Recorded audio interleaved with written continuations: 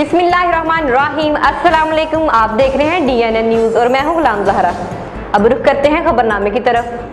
एक उम्मीदवार वोट मांगने एक बूढ़े आदमी के पास गया और इन्हें 1,000 रुपये पकड़ाते हुए कहा, बाबा जी इस बार वोट मुझे दे। बाबा जी ने कहा, बेटा मुझे पैसे नहीं चाहिए, पर तुम्हें वोट चाहिए तो एक गधा खरीद के ला दो। उम्मीदवार को वोट चाहिए था, वो गधा खरीदने निकला, मगर कहीं से भी 40,000 से कम रेट पर कोई गधा नहीं मिला। तो वापस आकर बाबा जी से बोला, मुझे मुनासिब कीमत पर कोई गधा नहीं मिला, गधा कम से कम 40,000 का है, इसलिए मैं आपको गधा तो नहीं दे सकता, पर 1,000 दे सकता हूँ। बाबा जी ने कहा, चौधरी साहब मुझे और शर्मिंदा ना करो, तुम्हारी नजर में मेरी कीमत गधे से भी कम है। जब गधा 40,000 से कम में नहीं बिकता तो मैं 1,000 में कैसे बिक सकता हूँ। इसलिए इस दफा इलेक्शन में सोच समझ कर वोट दें, अपनी और अपने वोट की कदर करवाएं।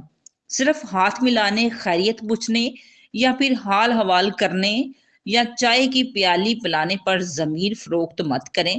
वोट अमानत है और अमानत के बारे में यकीनन पूछा जाएगा।